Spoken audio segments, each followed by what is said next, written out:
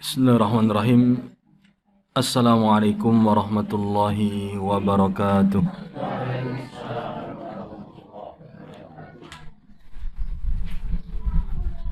Alhamdulillahi rabbil alamin. Hamdan na'imina hamdan syakirin. Wa ashhadu an la ilaha illallah wahdahu la syarika lah. Syahadatan arju li walakumun najata yawmaddin. Wa ashhadu anna Muhammadan abduhu wa rasuluhu khairu man shalla wa shama wa abadallaha hatta atahul yaqin. Allahumma salli wa sallim wa barik wa zid wa an'im ala abdika wa rasulika sayyidina wa habibina wa maulana nabiyyina Muhammadin wa ala alihi wa ashabihi at-tayyibin at-tahirin. Amma ba'du. Subhanaka la ilma lana illa ma 'allamtana innaka antal alimul hakim. Allahumma 'allimna ma yanfa'una wanfa'na bima 'allamtana wa zidna ilma.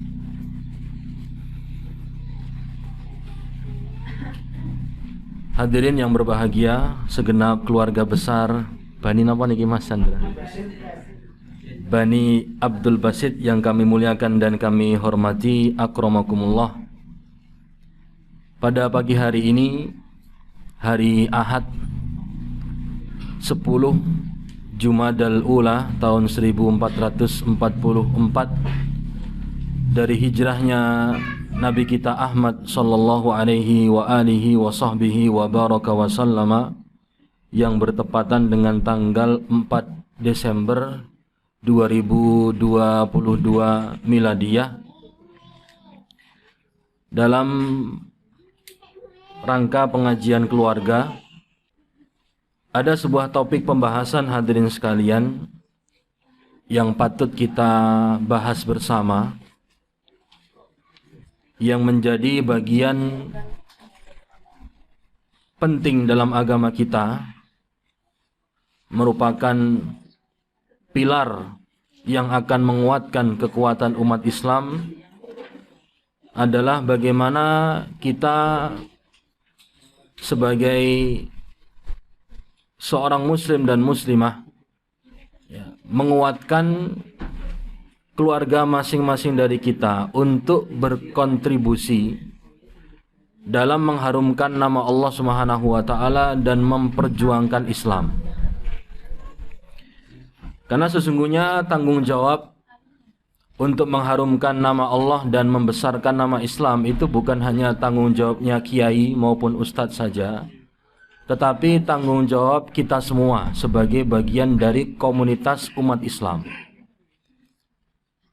Keluarga besar Bani Abdul Basit ini hanya satu dari sekian banyak keluarga kecil umat Islam, yang harapannya dengan nanti kita bersama-sama mengkaji tentang poin-poin pengajian pada pagi hari ini, hadirin sekalian, keluarga besar ini bisa ikut andil untuk mengharumkan nama Allah Subhanahu wa taala dan ikut andil memajukan agama Islam, agama yang kita cintai bersama. Hadirin yang berbahagia rahimakumullah, Islam adalah agama yang mengajarkan kita untuk beramal. Karena Allah Subhanahu wa taala menjadikan surga itu patut untuk dimasuki oleh penghuninya adalah lantaran amal perbuatan yang dikerjakan. Allah sebutkan dalam Al-Quran, udkhulul jannata bima kuntum ta'malun, kata Allah. Masuklah kalian ke dalam surga karena apa yang dulu kalian kerjakan di dunia. Dari sini kita memahami, hadirin sekalian, salah satu dari langkah sinergis keluarga muslim untuk bersama-sama masuk ke dalam surga Allah Subhanahu wa taala adalah menjadi keluarga yang produktif dalam beramal. Keluarga yang memiliki kontribusi untuk agama untuk Allah Subhanahu wa taala dan Rasul-Nya.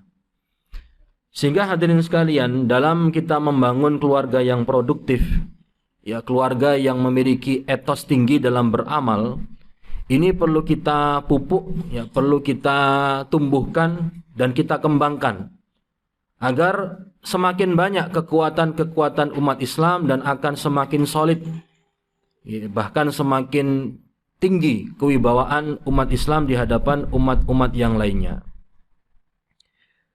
Hal yang pertama hadirin sekalian yang perlu kita pahami dalam upaya kita bersama untuk membangun keluarga produktif dalam beramal, kita harus menumbuhkan spirit, ya, beramal terlebih dahulu. Al-Quran dan Sunnah yang menjadi dustur, yang menjadi undang-undang, ya, menjadi pedoman bagi kita bersama, yang memberikan kepada kita semua pedoman lengkap untuk beramal. Di antara ayat dalam Al-Quran hadirin sekalian, di surah Al-Kahfi ayat terakhir sering kita baca di malam atau di hari Jumat. Ayat yang terakhir Allah Subhanahu wa taala berfirman, "Qul innama ana basyarun mithlukum yuha ilai annama ilahukum ilahu wahid." Katakanlah, wahai Muhammad, sesungguhnya aku hanya manusia biasa seperti kalian, tetapi aku diberikan wahyu oleh Allah Subhanahu wa taala bahwasanya Tuhan kalian itu adalah Tuhan yang satu, Allah Subhanahu wa taala. Lalu Allah menyebutkan di bagian yang kedua, dan ini yang menjadi topik pembahasan kita, kata Allah, "Faman kana yarju liqa'a rabbih." Maka barang siapa di antara kita yang ingin dan berharap berjumpa dengan Allah Subhanahu wa taala, kunci ada dua kata Allah. Kunci yang pertama, "Falyamal amalan shaliha." Hendaknya dia beramal dengan amalan yang soleh. Lalu kunci yang kedua, wala yusyrik bi'ibadati rabbih ahada. Dan janganlah dia melakukan kesyirikan terhadap Allah Subhanahu wa taala dengan apapun. Ya, Allah katakan dalam ayat ini, falyamal amalan shaliha. Ada perintah dari Allah Subhanahu wa taala untuk kita semua, bagi kita yang merindukan perjumpaan dengan Allah, untuk beramal. Lalu yang lain hadirin sekalian, dalam hadis Abu Hurairah riwayat Imam At-Tirmidzi, Rasul menghasung kita semua, memompa semangat kita semua untuk berlomba-lomba dalam beramal. Ya, tidak menunda-nunda, ya, rencana kita untuk produktif dalam beramal. Kita punya plan, sudah kita susun sedemikian rupa, list agenda kita semuanya. Rasul perintahkan kepada kita dalam hadis ini, badiru bil a'mal. Bersegeralah dalam beramal, jangan ditunda-tunda. List kebaikan yang sudah disusun sedemikian rupa, segera laksanakan. Segera direalisasikan, jangan ditunda-tunda, kata Rasul. Kenapa kata Rasul? Ada 7 hal yang akan menjadi momok bagi seseorang ketika dia suka menunda-nunda amal. Perlu kita pahami, hadirin yang berbahagia, salah satu dari sahmun min sihami iblis, salah satu dari panah setan, itu adalah penyakit yang dikenal dengan nama at-taswif, suka menunda-nunda. Suka menunda-nunda amal kebaikan itu bagian dari panah-panah iblis. Iblis akan menyesatkan kita ketika kita sudah berazam, sudah berniat untuk melakukan amal kebaikan, kemudian kita tunda. Saya akan bertobat kepada Allah nanti kalau saya sudah tua, sudah punya istri, sudah punya anak, sudah puas hura-hura dengan masa muda, baru nanti saya tobat. Saya akan sholat kalau nanti anak-anak saya sudah sekolah.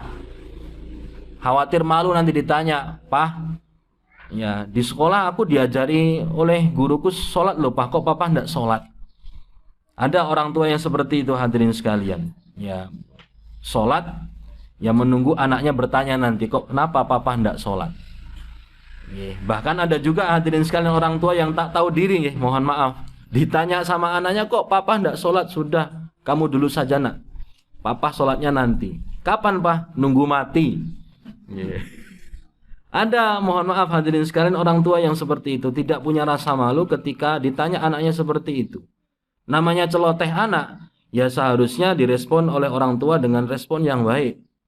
Kalau anaknya ternyata dididik di lembaga pendidikan yang kita percaya untuk mendidik mereka dari lembaga-lembaga pendidikan Islami, ya seharusnya orang tua support hadirin sekalian, membersamai anak. Apa yang dilakukan oleh anak, itulah yang kemudian dipelajari dan dilakukan juga oleh orang tuanya. Di sekolah di sekolah anak dibiasakan hadirin sekalian untuk mengamalkan contoh di sholat duha. Itu akan terus ada pada diri anak ketika orang tuanya pun juga mengamalkan hal itu. Karena dia melihat apa yang diajarkan di sekolah juga dilihat dari papa dan mamahnya. Tapi kalau papa mamahnya jangankan sholat duha, sholat 5 waktu saja tidak. Bagaimana anak itu nanti akan istiqomah untuk mengerjakan sholat. Jadi perlu dipahami hadirin sekalian, sehebat apapun lembaga pendidikan yang kita percaya, semahal apapun ongkos pendidikan yang kita bayarkan untuk menitipkan anak-anak kita di lembaga-lembaga pendidikan unggulan, kalau tidak ada kontribusi nyata dari kita sebagai orang tua, niku omong kosong, Pak. Ya, kita perlu support penuh ya anak-anak kita, karena pendidikan yang terbaik itu sebenarnya adalah pendidikan dari kedua orang tua. Lembaga-lembaga pendidikan yang ada itu mensupport, ya membantu kita semuanya untuk mendidik anak kita masing-masing. Baik, kita kembali hadirin sekalian, Rasul menghasung kita untuk bersegera dalam beramal sebelum datangnya 7 penghalang hadirin sekalian. Rasul mengatakan, hal tantadhiruna illa faqran munsiyan. Jangan menunggu datangnya hadirin sekalian kefakiran yang akan membuat kalian lupa, kata Nabi. Kenapa dikatakan kefakiran ini bisa membuat lupa hadirin sekalian? Sibuk untuk mencari penghidupan, sibuk bekerja, akhirnya tidak sempat untuk beramal. Ya, dilalaikan, dilupakan karena kesibukan untuk menaikkan ekonomi. Kemudian hal yang kedua, kata Rasul, au ghinan mutaghiyan. Jangan kalian menunda untuk beramal sampai datangnya kekayaan yang menjadikan kalian melampaui batas. Ya, orang hadirin sekalian biasanya kalau ya dipenuhi dengan ya, gemerlap kekayaan dan harta, seringkali lupa. Ya, termasuk lupa kepada Allah Subhanahu wa taala, lupa dengan aturan agama. Lalu yang ketiga kata Rasul, au maradhan mufsida, atau penyakit yang akan merusak. Ada penyakit-penyakit kronis hadirin sekalian yang menghalangi seseorang itu untuk bisa beramal sebagaimana normalnya orang yang sehat. Contohnya pun apa Bapak Ibu? Kathah nggih penyakit-penyakit yang menjadikan seseorang itu contohnya pun lumpuh. Penglihatannya, pendengarannya yang seharusnya ya dia bisa mendengar imam ketika sholat membacakan lantunan ayat-ayat Al-Quran, karena ada yang bermasalah dengan pendengarannya, dia kehilangan nikmat tersebut. Maka penyakit ini hadirin sekalian itu akan bisa merusak sehingga menghalangi kita untuk beramal. Lalu yang berikutnya kata Rasul, au haraman munfidan, atau masa tua yang membuat kalian pikun. Salah satu penyakit yang tidak ada tombone Bapak Ibu. Rasul mengatakan dalam hadis, ya, likulli da'in dawaun. Setiap penyakit itu pasti ada obatnya. Illa da'un wahid, kata Rasul, kecuali satu penyakit. Kata beliau, al-haram, penyakit pikun, Pak. Tiang barat niku nyebutin apa nggih? Alzheimer. Orang kalau sudah mengalami yang namanya kelumpuhan otak hadirin sekalian, pikun, ya dia sudah tidak ingat apa-apa, akhirnya amal ibadah yang seharusnya menjadi kewajibannya niku ditinggalkan, Pak. Nggih mboten eling, jangankan masalah sholat, wong istrinya saja tidak ingat, suaminya saja tidak ingat bagaimana dia mau beribadah kepada Allah. Ini yang dikhawatirkan oleh Rasul. Nggih, Rasul dalam hadis berdoa hadirin sekalian, Allahumma inni a'udzubika minal harami, salah satunya. Ya Allah, aku berlindung kepadamu dari penyakit kepikunan. Nggih.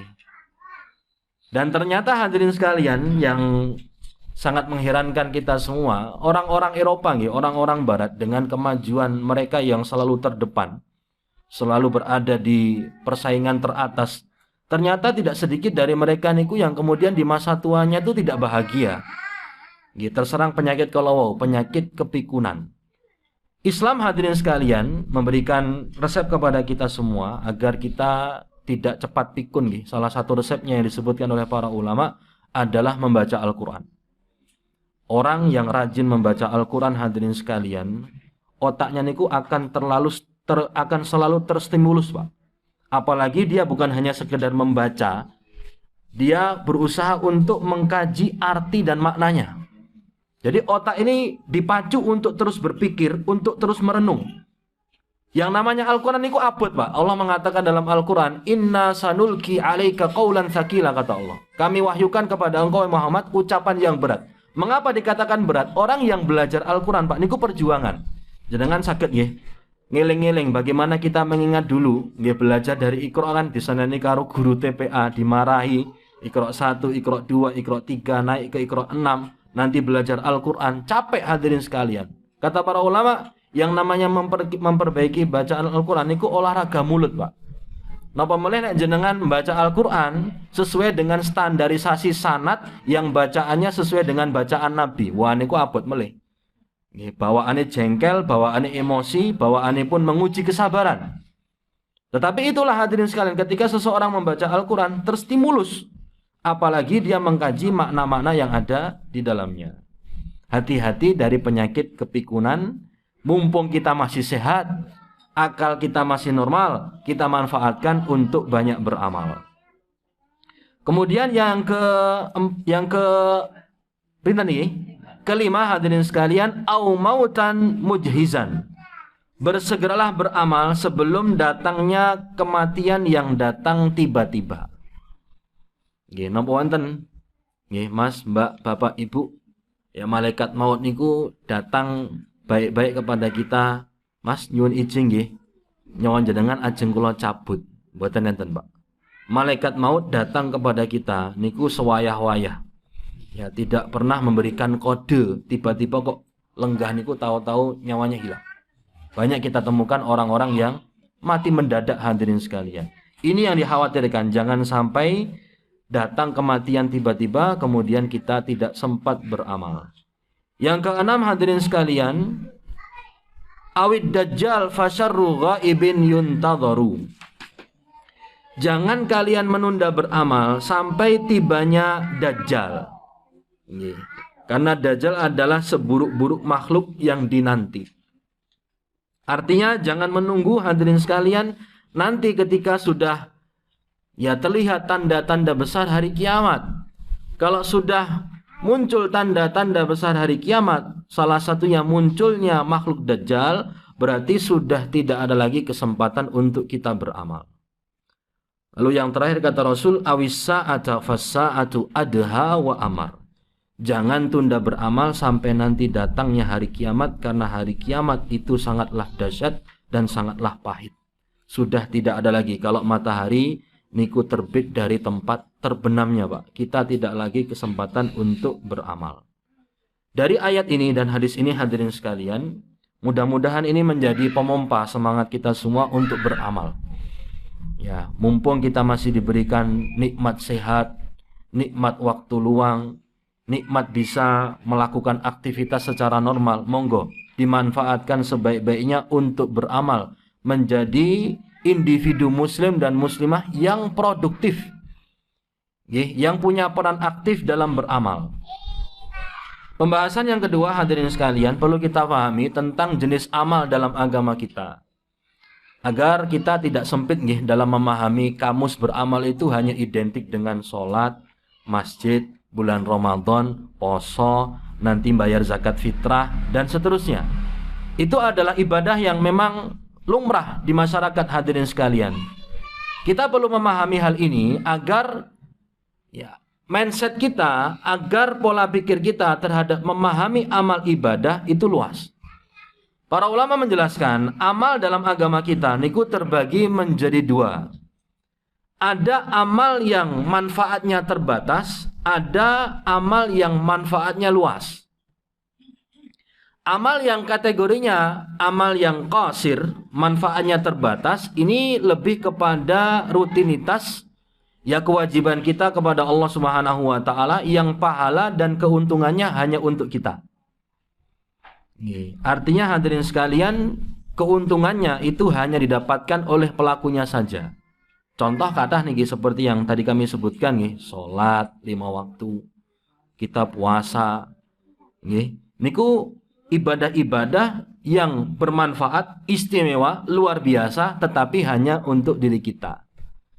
Berarti tidak luas hadirin sekalian. Lalu kategori ibadah yang kedua adalah yang manfaatnya luas.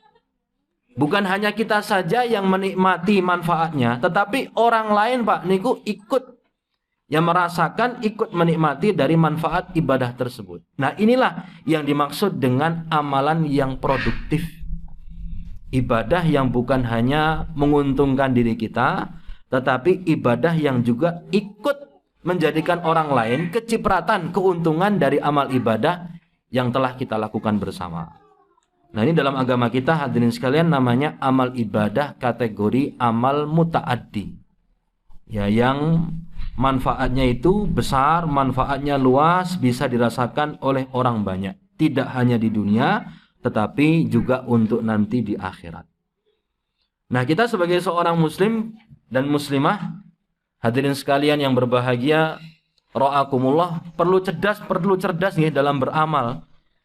Jangan hanya dalam masalah bisnis saja kita cerdas Pak, menangkap peluang. Pinter banget nih urusan bisnis, menangkap peluang, nanti bagaimana strategi marketingnya pinter Pak. Giliran urusan beramal, wah kita seperti pecundang. Jangan seperti itu. Bisnis jalan, pekerjaan kita profesional, tetapi dalam beribadah dan beramal kita juga profesional, aktif, produktif.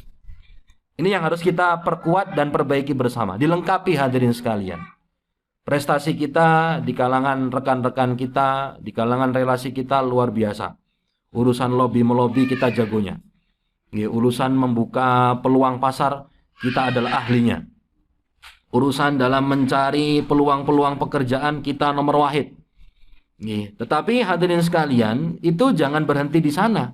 Bagaimana kita melakukan amalan, melakukan aksi, ya, yang manfaat dan keuntungannya bahkan bukan hanya untuk kita, tapi untuk orang banyak. Nah, ini hadirin sekalian, ya, para ulama menjelaskan antara amalan yang manfaatnya terbatas dengan manfaatnya yang luas di poin yang nomor 3, lebih utama amalan yang manfaatnya luas. Meskipun sama-sama baik, meskipun sama-sama berpahala di sisi Allah, tetapi yang lebih istimewa, lebih menguntungkan di sisi Allah Subhanahu wa taala adalah amalan yang manfaatnya luas, bisa dirasakan dan dijangkau oleh orang banyak. Dalil yang digunakan oleh para ulama hadirin sekalian banyak Dalil yang digunakan oleh para ulama banyak, diantaranya yang kami bawakan di sini hadis Ibnu Umar radhiyallahu anhuma, riwayat Imam At-Tabrani. Rasul Shallallahu Alaihi Wasallam memotivasi kita semua. Motivator terbaik itu adalah Rasulullah.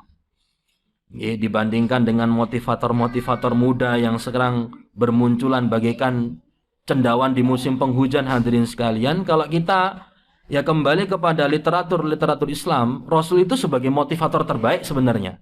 Hanya saja kita kurang menggali, hanya saja kita kurang membuka mata dan hati kita untuk mempelajari bagaimana filosofi-filosofi, motivasi-motivasi yang disampaikan oleh Nabi Muhammad Sallallahu Alaihi Wasallam. Nabi mengatakan hadirin sekalian, ahabbun nasi ilallahi ta'ala anfa'uhum linnas. Ini sering kita dengar Manusia yang paling dicintai oleh Allah Subhanahu wa taala adalah manusia yang paling bermanfaat bagi orang lain. Wa ahabbul a'mali ilallahi ta'ala sururun tudkhiluhu ala muslim. Amalan yang paling dicintai oleh Allah Subhanahu wa taala adalah kebahagiaan yang engkau hadirkan di hati seorang muslim, kata Rasul. Perhatikan hadirin sekalian, di sini Rasul mengatakan amalan yang paling dicintai oleh Allah Subhanahu wa taala adalah membuat orang lain bahagia. Apalagi kalau kita arahkan ini hadirin sekalian ke keluarga kita sendiri. Kita punya orang tua, Pak. Kita punya anak-anak, kita punya keturunan, yang mana kita jadikan mereka itu bahagia dengan kita semua, itu adalah amalan yang paling dicintai oleh Allah Subhanahu wa taala. Orang itu terkadang hadirin sekalian istimewa nih di mata orang lain, tetapi di mata keluarganya tidak berharga, Pak.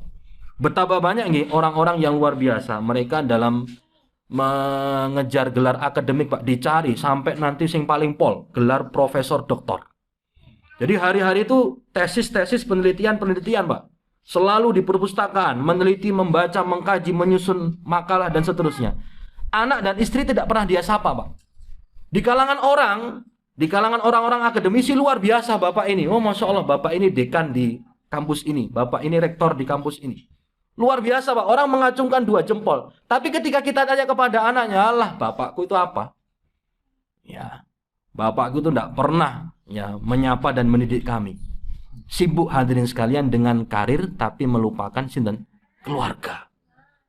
Ya, seharusnya yang terbaik hadirin sekalian, karir dikejar, prestasi akademik diraih hadirin sekalian, tetapi keluarga jangan sampai di nomor 2-kan. Keluarga itu adalah nomor 1.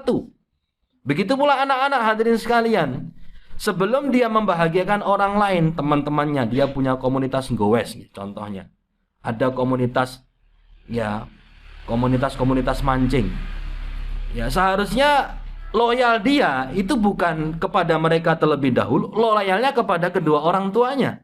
Bagaimana dia membuat bahagia kedua orang tuanya, bagaimana dia meluangkan waktunya untuk membuat orang tuanya itu tersenyum. Itu adalah amalan yang dicintai oleh Allah Subhanahu wa taala. Dalam Islam hadirin sekalian, sedekah yang kita berikan kepada orang lain, ya Pak. Rasul mengatakan as-shadaqatu 'alal miskin shadaqah. Sedekah yang kita berikan kepada orang lain yang bukan siapa-siapa kita, Allah catat hanya sebagai sedekah biasa. Was-shadaqatu 'ala dzirrahim, sedekah yang kita salurkan kepada orang yang masih memiliki hubungan rahim dengan kita, masih memiliki hubungan kerabat dengan kita, keluarga dekat kita, Rasul mengatakan ada 2 pahala. 1 pahala sedekah, yang kedua pahala napa niki Bapak Ibu? Silatu ar-rahim. Bonusnya ada, Pak. Ketika kita melihat orang lain kita bahagiakan hadirin sekalian dengan kita berikan bingkisan, coba kita lihat di rumah kita, kita masih punya orang tua. Kita masih punya ibu yang sebatang kara di rumah yang kita kunjungi hanya setahun sekali barangkali, atau sebulan sekali barangkali.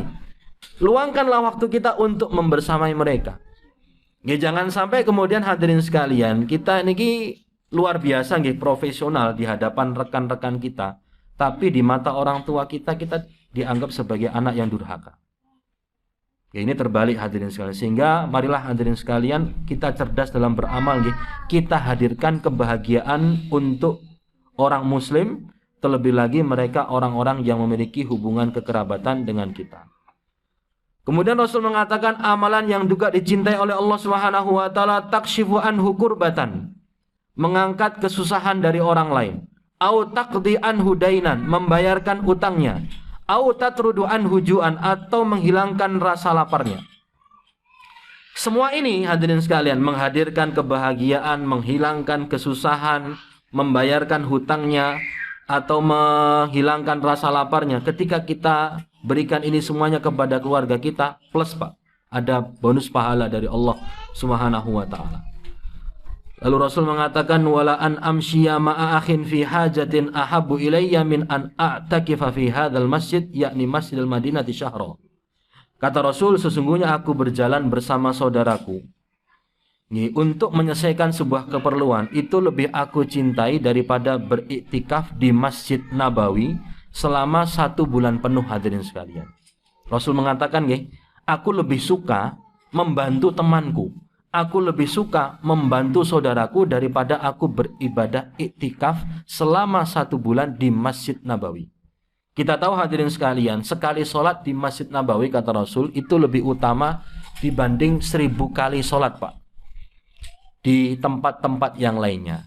Nah saniki nek tiyang iktikaf biasanya pun pinten dinten nggih? 10 hari nggih. Jenengan kalikan mawon niku. Dalam sehari sholat pinten? 5 waktu nggih. Berarti kalau 10 hari ada berapa waktu? 50 waktu. 50 waktu kali 1000 Pak. Pinten niku? 50.000. 50.000 kata Rasul itu tidak ada apa-apanya dengan pahala aku berjalan bersama saudaraku nulungi bantu keperluannya Pak. Nah terkadang kita seperti ini hadirin sekalian, kosek aku lagi sibuk ngibadah ini. Apakah membantu saudara kita itu bukan ibadah? Ya, membantu saudara kita termasuk orang lain sesama muslim itu juga bagian dari ibadah. Ibadah yang produktif. Kalau kita iktikaf untuk kepentingan sinten niki? Kita sendiri Bapak Ibu. Sholat untuk diri kita, tapi kalau kita membantu orang, kita membahagiakan diri kita membahagiakan orang lain. Lebih utama daripada iktikaf selama 1 bulan di Masjid Rasul Shallallahu Alaihi Wasallam yang ada di kota Madinah. Jadi jangan salah prioritas hadirin sekalian. Ya pilihlah amalan yang terbaik, amalan yang produktif, yang bermanfaat bagi orang lain, sebagaimana yang dikatakan oleh Rasul ini. Dan itu kata para ulama adalah amalan yang terbaik dan lebih baik daripada amalan yang keuntungannya untuk diri kita sendiri. Kita ke poin yang keempat hadirin sekalian, beberapa contoh sederhana yang termasuk amalan muta'addi, amalan yang manfaatnya luas. Yang pertama adalah berdakwah ilallah, mengajak keluarga kita, mengajak tetangga kita, mengajak orang lain untuk kembali kepada kebenaran, kembali kepada agama Allah Subhanahu wa taala. Seperti kegiatan ini Bapak Ibu luar biasa. Rutin dikerjakan, keluarga bisa hadir bareng-bareng. Orang yang menjadi panitia, orang yang kemudian tandang gawe repot untuk melakukan ini semuanya, niku sing borong pahalanya Bapak Ibu. Pahalanya banyak ya, memfasilitasi semuanya, memberikan kenyamanan ya bagi semuanya yang hadir. Itu pahalanya besar karena termasuk amalan yang manfaatnya luas, bukan hanya diri seorang yang merasakan. Banyak orang, semakin banyak yang hadir, semakin banyak keluarga yang memahami, semakin banyak keluarga yang mengamalkan apa yang telah dia fahami, wah semakin besar pula pahala yang didapatkan. Kemudian contoh yang lain hadirin sekalian, mengajarkan ilmu agama. Namanya guru hadirin sekalian di mana-mana nih Pak, gajinya tidaklah seberapa dikatakan sebagai pahlawan tanpa apa? Pahlawan tanpa tanda jasa, tapi nyatanya kita masih temukan guru-guru honorer yang gajinya niku jauh di bawah standar napa sakniki UMK Dulu UMR saiki UMK jauh ya. UMK sudah masuk tembus angka jutaan, dia masih ratusan ribu hadirin sekalian. Ya meskipun demikian, jangan berkecil hati.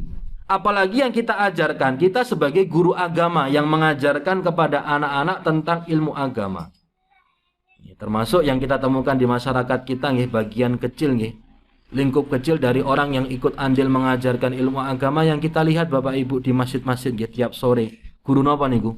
TPA kalian madrasah diniyah Madin. Niku luar biasa pahalanya di sisi Allah. Setiap huruf Pak yang dibaca oleh anak-anak kita, mereka dapat pahalanya. Maka seharusnya apresiasi tertinggi kita jangan kita lupakan untuk mereka juga. Ya guru-guru TPA tempat anak-anak kita titipkan kepada mereka untuk belajar ngaji, untuk belajar ilmu agama. Kemudian yang ketiga hadirin sekalian, membangun masjid dan memakmurkannya. Niki tidak ada yang tidak tahu orang yang membangun masjid di samping pahala besar dari Allah akan dibangunkan untuknya rumah teng pundi Bapak Ibu? Teng surga teng jannah. Orang yang ikut andil dalam DKM Dewan Kemakmuran Masjid utawi Ketakmiran, mereka itu adalah orang-orang yang sebenarnya sedang menabung pundi-pundi pahala Bapak Ibu. Jadi imamnya, jadi bagian marbotnya, jadi bagian orang yang selalu tepat on time mengumandangkan azan maupun iqamah. Itu semuanya termasuk orang yang membangun dan memakmurkan masjid. Napa meleh Bapak Ibu, ketika orang niku tamak akan pahala merawat dan memelihara masjid Allah, dia yang menjadi sponsor tunggalnya dari mulai membebaskan tanah, atau mewakafkan tanah itu tanah pribadinya. Kemudian membangunnya, dia sponsor tunggannya. Kemudian ketika sudah dibangun, berjalan kegiatan, penggajian imam, penggajian gurunya, semua dia yang menanggung. Wah niku berarti nanti omahe gede napa mboten niku, Pak? Teng swarga. Oh, diborong sedaya niku. Ndak tahu tingkat berapa nanti rumahnya di surga. Sebuah inspirasi hadirin sekalian untuk kita semua. Ada salah seorang ustadz di Kepulauan Riau, di Pekanbaru sana bercerita di sebuah tulisan di media sosial yang kami baca. Ada sebuah masjid hadirin sekalian, di pembangunannya niku menghabiskan angka 40 miliar. Kemudian sampai sekarang perawatannya niku hanya ditanggung oleh satu orang, Pak. Di mana orang ini, orang yang dermawan, rumahnya niku rumah tipe 45, Pak. Rumahnya tidak rumah yang mewah. Tetapi yang menarik dari orang ini hadirin sekalian, tidak ada yang tahu, Pak, kalau yang membangun itu bapak itu. Biasanya pun tiang bangun masjid kan tinggi gagah-gagahan ya nyung ngapunten. Dipasang napa niku biasanya pun prasasti pelakat nggih. Ini adalah wakaf keluarga Fulan bin Fulan, Haji Fulana binti Fulan, dan seterusnya Bapak Ibu, disebutkan semuanya. Orang ini namanya tidak terpampang. Tidak ada yang tahu hadirin sekalian. Masjid Jami' 2 lantai, full AC hadirin sekalian. Kemudian untuk akses ke lantai 2-nya itu ada eskalatornya. Untuk ke lantai 2 yang bangun hanya satu orang. Berarti itu nanti pahala diborong oleh dia semuanya hadirin sekalian. Dan dia tidak mau ada yang namanya kotak infak di masjid. Tidak boleh ada kotak infak di masjid. Dan tidak boleh ada yang berserikat dengan beliau untuk berdonasi dalam rangka memakmurkan masjid. Ini luar biasa, Pak. Jenengan, kalau kita punya bisnis yang sukses, Pak, kita investasi akhirat seperti ini, wah luar biasa. Pahala nanti yang disediakan oleh Allah Subhanahu wa taala di surga, kemudian manfaatnya dari orang-orang. Semakin banyak orang yang beribadah di situ, semakin banyak orang yang sholat di situ, berarti pahala terus mengalir. Hadirin sekalian. Kemudian yang keempat, hadirin sekalian, mendamaikan orang yang bertikai. Kenapa dikatakan mendamaikan orang bertikai itu termasuk amalan yang pahalanya banyak, hadirin sekalian, akan mendamaikan banyak orang juga. Apalagi yang kita damaikan ini terhitung tokoh, Pak. Dalam sebuah organisasi rebutan untuk menjadi ketum, ketua umum. Kemudian kita tampil tampil dengan kemampuan kita untuk bernegosiasi, melobi sana lobi sini, kita bujuk, kita rayu, kita korban harta, kita korban waktu. Karena yang namanya mendamaikan orang niku betah ke modal Bapak Ibu. Nggak ada yang ceritanya mendamaikan pihak yang bertikai tanpa modal. Minimal modal pikiran kalian tenaga, Pak. Ya, apalagi kalau sampai harus ngundang makan. Apalagi dikatakan perselisihan itu akan selesai di mana, Pak? Meja makan. Wah, ini rebutan calon ketum, mau diajak ke restoran makan bareng-bareng. Korban duit, Pak. Ya, tetapi meskipun korban uang, pahalanya banyak. Pahalanya dinikmati oleh orang ini hadirin sekalian, karena banyak orang yang merasakan manfaatnya. Napa melih kalau itu adalah keluarga kita sendiri. Ada yang kita lihat hadirin sekalian mulai menjauh karena ada sedikit gesekan, ada sedikit perselisihan. Monggo Pak, kita rangkul kembali. Ya, kita lobi sana sini, kita datangi, kita sampaikan tidak demikian dan demikian supaya kembali erat lagi. Pahalanya besar di sisi Allah Subhanahu wa taala. Kemudian yang berikutnya hadirin sekalian, yang kelima, memberikan syafaat kebaikan. Syafaat kebaikan artinya kita niki menolong orang lain hadirin sekalian dengan kemampuan kita untuk bernegosiasi dan berbicara kepada orang lain. Ini contoh hadirin sekalian, kita ingin membangun sebuah masjid. Lalu ternyata kita kesulitan dari sisi pendanaan. Akhirnya kita tampil, Mas, jenengan aja bangun masjid toh. Ini saya punya channel bantuan dari Timur Tengah. Monggo, saya antar sampai ke tempat, nanti jenengan berbicara, sudah saya sopiri, bensin saya yang tanggung. Yang penting jenengan sakit bertemu ya dengan orang ini yang akan menghubungkan jenengan dengan donatur besar dari Timur Tengah. Ini hadirin sekalian contoh orang itu menjadi syafaat kebaikan, menjadi perantara, menjadi jembatan kebaikan untuk orang lain. Kemudian yang berikutnya hadirin sekalian, membantu hajat orang Islam, bersedekah kepada yang membutuhkan, dan memberikan pinjaman kepada orang lain, seperti yang tadi sudah kita dengarkan dalam hadis Rasul alaihi salatu wasallam mengatakan demikian, yang membantu orang lain dengan bentuk yang menghilangkan rasa laparnya, atau kemudian membantu untuk melunasi hutang-hutangnya. Kemudian poin yang kelima, hadirin sekalian, agar kita semakin bersemangat nggih untuk produktif dalam beramal, kita perlu figur, kita perlu contoh yang kita ikuti, hadirin sekalian. Di antara figur terbaik ya yang ada dalam agama kita, hadirin sekalian, adalah orang-orang terdekat Nabi, ya, para sahabat. Salah satunya, hadirin sekalian, sahabat yang dikatakan sebagai kekasihnya Rasul Shallallahu Alaihi Wasallam, yaitu sahabat Abdullah bin Abi Quhafah. Nama aslinya nih, yang kita lebih kenal dengan nama julukannya, yaitu sahabat Abu Bakar As-Siddiq radhiyallahu taala anhu arda. Rasul, hadirin sekalian, pernah ditanya, ya siapakah ya Rasul, ayun nasi ahabbu ilaik? Ya Rasul, siapakah orang yang paling engkau cintai? Rasul menjawab, Aisyah, istriku yang bernama Aisyah. Kemudian Rasul ditanya kembali, minar rijal, kalau dari kalangan laki-laki ya Rasul, siapa yang engkau paling cintai? Rasul mengatakan, abuha, abahnya Aisyah. Sinten Bapak Ibu? Abu Bakar. Ini di antara pujian Rasul kepada sahabat Abu Bakar, beliau adalah manusia yang paling dicintai oleh Rasul Shallallahu Alaihi Wasallam. Dalam sebuah kesempatan, hadirin sekalian, di hadapan para sahabat, Rasul sengaja Pak melempar pertanyaan nggih. Ya, untuk tentunya memotivasi mereka semua dalam beramal. Ada 4 pertanyaan yang disampaikan Rasul ketika itu di hadapan para sahabat. Ya, siapa, kata Rasul di pertanyaan yang pertama nggih, man asbaha minkumul yauma shaima. Siapakah di antara kalian yang hari ini sedang berpuasa sunnah? Ya, tidak ada yang mengangkat tangan, Pak. Yang mengangkat tangan Abu Bakar. Ngacung, Pak. Ana ya Rasulullah, saya berpuasa hari ini ya Rasul. Berarti dia melakukan sebuah amalan yang manfaatnya untuk beliau, Pak. 1. Kemudian Rasul kembali bertanya, melayangkan pertanyaan yang kedua, faman tabi'a minkum al-yauma janazatan. Siapa yang hari ini sempat mengantarkan jenazah? Semua sahabat terdiam, Abu Bakar ngacung, Pak. Ana ya Rasulullah, saya Rasul hari ini sudah mengantarkan jenazah. Kirangan niku jenazah sinten kok hanya Abu Bakar As-Siddiq saja yang mengangkat tangannya. Sahabat yang lain tidak ada. Berarti luar biasa nih Pak. Golek-golek berarti. Bisa jadi ngoten. Kemudian pertanyaan yang ketiga, Rasul kembali bertanya, faman at'ama minkumul yauma miskina. Siapa yang hari ini sudah bersedekah memberikan makan kepada orang miskin? Para sahabat tidak ada yang ngacung, Pak. Abu Bakar, ana ya Rasulullah, saya hari ini ya Rasul sudah bersedekah dengan memberikan makan kepada orang miskin. Sudah 3 pertanyaan, Pak. Para sahabat yang lain itu nek istilahipun ring tinju pun KO, Pak. Babak belur, sudah tidak ada yang angkat tangan, Pak. Mboten gadah pesaing nih. Semuanya diborong semuanya oleh sahabat Abu Bakar. Luar biasa. Pantas ya beliau dinamakan dengan Abu Bakar. Bakar niku bersegera, Pak. Ya, kita ingat ya dalam peristiwa napa niku?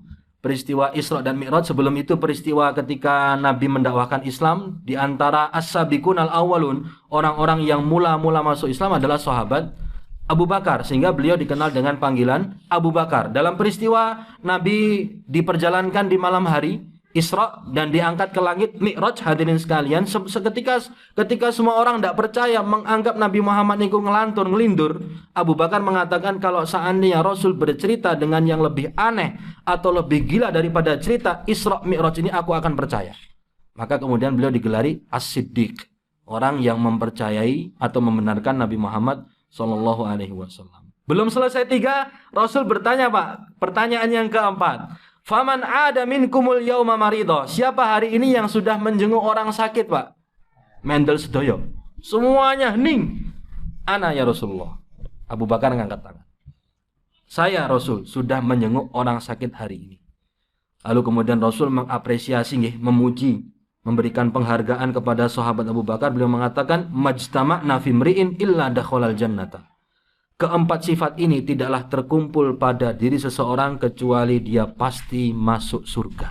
Berarti Abu Bakar adalah bagian dari penghuni surga dengan amal produktif yang beliau lakukan. Pinten jumlahipun kalau Pak? 4 nggih.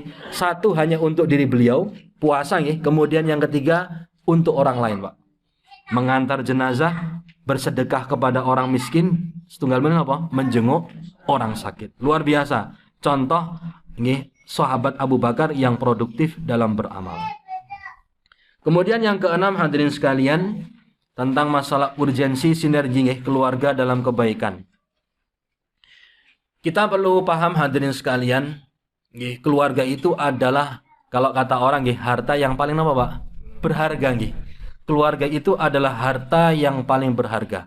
Maka seburuk apapun nggih kondisi keluarga kita, sebrokon apapun kondisi rumah tangga kita, mereka itu adalah keluarga kita, Pak. Kita harus mulai memperbaiki puzzle nggih yang rusak ya dalam keluarga kita. Kalau kita yang tidak memulai, maka siapa lagi? Kalau tidak kita yang memperbaiki, siapa lagi? Kalau tidak kita yang mengumpulkan puzzle-puzzle yang berserakan tadi hadirin sekalian, maka siapa lagi? Kita harus memutus mata rantai kejelekan-kejelekan yang ada dalam keluarga kita masing-masing. Kita satukan hadirin sekalian, kita padukan keluarga kita dalam kebaikan. Dalam Islam hadirin sekalian ada beberapa sudut nih yang perlu kita pahami bersama supaya kita ini menjadi keluarga yang sinergi dalam kebaikan. Rasul alaihi salatu wasallam sebagai guru besar kita semua, teladan bagi kita semuanya, panutan sekaligus idola bagi kita semua. Beliau ketika mula-mula berdakwah hadirin sekalian, yang beliau dakwah itu adalah keluarga. Pendekatan emosional yang beliau bangun sebelum kepada orang lain, beliau bangun ya dengan keluarganya terlebih dahulu.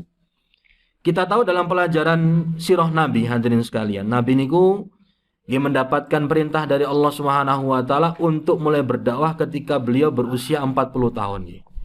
Ketika turun wahyu yang pertama 5 ayat surah Al-Alaq, Iqra bismi rabbikal ladzi khalaq dan seterusnya. Kemudian turun wahyu yang kedua, Nabi diangkat menjadi rasul surah Al-Muddatsir, G1 sampai 5, ya ayyuhal muddatsir kum fa'andzir. Nabi setelah itu hadirin sekali, wa rabbaka fakabbir. Masya Allah, nyambung adik di belakang tadi, terdengar suaranya. Hafal berarti niku. Baik, setelah itu hadirin sekalian, Nabi menerima wahyu yang berikutnya, surah Asy-Syu'ara ayat 214. Beliau diperintahkan oleh Allah wa anzir ashiratakal aqrabin, untuk mulai menyeru, mengajak keluarga dan karib kerabat terdekat beliau. Meskipun Pak nggih, yang namanya mengajak keluarga untuk sinergi dalam kebaikan itu tantangannya pun berat. Kita tahu Nabi ketika beliau berdakwah nggih, memang ada yang mensupport Pak, punya supporter nggih, supporter setia yaitu paman beliau Abu Thalib, tapi juga ada paman Pak le beliau yang sangat-sangat tidak suka dengan dakwah Nabi. Sinten niki? Abu setunggal boleh. Yang Allah abadikan namanya dalam Al-Qur'an, nggih Abu Lahab. Tabbat yada Abi Lahabi wa tab. Ketika Rasul berdakwah berdiri di atas bukit Sofa hadirin sekalian, mengajak manusia semuanya untuk beribadah kepada Allah Subhanahu wa taala, muncul Abu Lahab mengatakan kepada keponakannya, "Ya Muhammad, tabban laka." Sungguh celaka wahai engkau wahai Muhammad. Celakalah engkau wahai Muhammad, ali hadza jama'tana, apakah untuk hal yang enggak bermutu, kalau bahasa kita sekarang untuk hal sereceh ini engkau kumpulkan kami semua wahai Muhammad. Ramutu kowe. Itu celaan dari sahabat, celaan dari paman Nabi yang bernama Abu Lahab. Kalau Allah balas, tabbat yada Abi Lahabi wa tab. Yang celaka itu adalah kedua tangan Abu Lahab, kata Allah Subhanahu wa taala. Justru Pak, Nabi ketika berdakwah tantangannya adalah dari Pak Liknya sendiri, dari saudara bapaknya Abu Lahab. Ini menunjukkan bahwa saya mengajak keluarga untuk sinergi dalam kebaikan itu rumit Pak, bukan gampang. Bahkan para ulama mengatakan hadirin sekalian, ashadun nasi bil alim ahluhu wa jiranuhu. Manusia atau pihak yang paling tidak butuh ilmunya orang yang berilmu itu adalah keluarga dan tetangganya Pak. Kalau ulangi ya, para ulama mengatakan, ini bukan hadis ya, ini hanya petuah saja dari ahli hikmah. Orang yang paling tidak butuh dengan ilmunya seorang ustadz itu adalah keluarga dan tetangganya sendiri Pak. Ini bisa kita pahami ketika kita melihat ada ustadz hadirin sekalian, keluarganya ini tidak bisa mengambil manfaat Pak dari ustadz ini, justru orang jauh-jauh yang mengambil manfaat. Keluarganya, bahkan orang tuanya pun nyuwun ngapunten, belum mendapatkan hidayah sehingga bisa kompak dengan anaknya. Padahal anaknya ustadz, bapaknya dereng sholat. Ada yang seperti itu. Begitu pula dikatakan orang yang paling tidak butuh ilmunya orang yang berilmu tetangganya sendiri. Dia kemana-mana dakwah Pak. Jadi mubalik, ngisi khutbah Jumat, ngisi ceramah di mana-mana. Tapi tetangganya ya tidak ada yang merasakan dakwahnya Pak. Ya. Karena kenapa demikian kata para ulama? Memang yang namanya keluarga dan orang-orang terdekat niku terkadang tidak merasa butuh Pak dengan orang tersebut, sehingga dikatakan orang yang paling tidak butuh dengan ilmunya orang yang berilmu adalah keluarga dan tetangganya sendiri. Maka kalau keluarga besar Bani Abdul Basit ini ada yang kelak hadirin sekalian menjadi mubalik nih, menjadi ahli agama, dimanfaatkan Pak, jangan disia-siakan.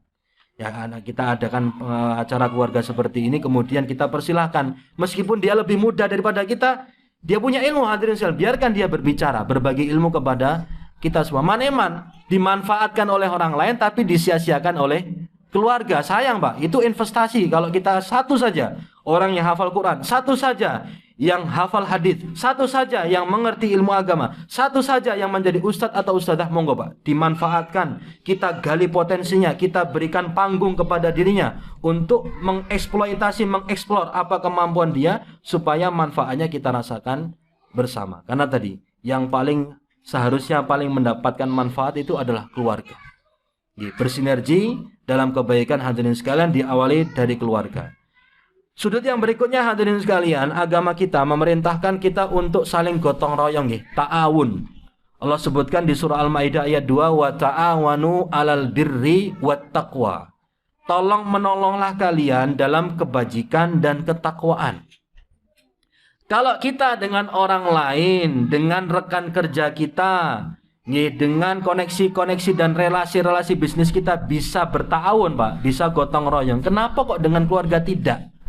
Seharusnya semangat ta'awun 'alal birri wat taqwa ini kita tumbuhkan di keluarga kita. Ya, bagaimana budaya tolong menolong dalam kebaikan dan ketakwaan itu hidup di lingkungan keluarga kita masing-masing. Kalau sudut ini dipahami Pak, insya Allah kita bisa bersinergi.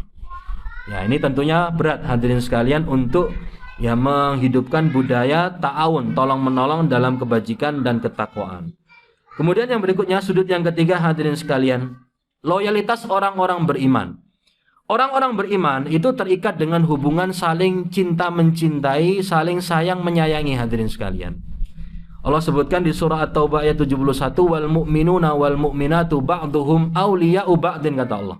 Orang beriman laki-laki maupun perempuan, mereka itu adalah wali sebagai pelindung ya antara sebagian dengan sebagian yang lain. Kalau untuk orang lain saja kita bisa care, untuk orang lain saja kita bisa loyal, mengapa dengan keluarga itu tidak bisa? Nah, ini yang harus kita perjuangkan bersama. Bagaimana kita ini menjadi keluarga, kesatuan keluarga yang loyal satu sama lain Pak, saling bahu-membahu. Satu asa, satu rasa, satu misi, satu visi, bersinergi dalam kebaikan. Kemudian hadirin sekalian, sudut yang berikutnya, Allah itu mencintai orang-orang yang rapi dalam berjihad, berjuang di jalan Allah Subhanahu wa taala. Allah sebutkan di surah As-Saff ayat yang keempat, innallaha yuhibbul ladzina yuqatiluna fi sabilihi saffan ka'annahum bunyanun marsus.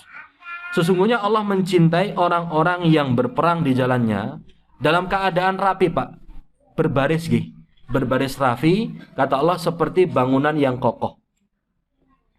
Nah, ini kalau dengan orang lain saja kita bisa rapi, manajemen profesional, kita barangkali punya napa niku istilahnya pun EO event organizer kita luar biasa Pak, kita punya anak buah yang loyal dengan kita, setia dengan kita. Coba EO kita itu adalah keluarga kita sendiri.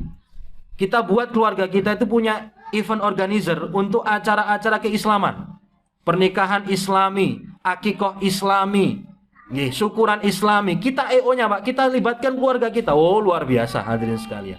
Kalau setiap keluarga muslim itu punya kesadaran seperti ini, oh luar biasa Pak. Kekuatan umat Islam niku akan kuat, akan kokoh. Kemudian sudut yang berikutnya hadirin sekalian, perintah untuk bersatu padu Perintah Allah di surah Ali Imran ayat 103, wa'tasimu bihablillahi jami'an wala tafarraqu. Berpegang teguhlah kalian dengan tali Allah yaitu Islam dan janganlah kalian berpecah belah.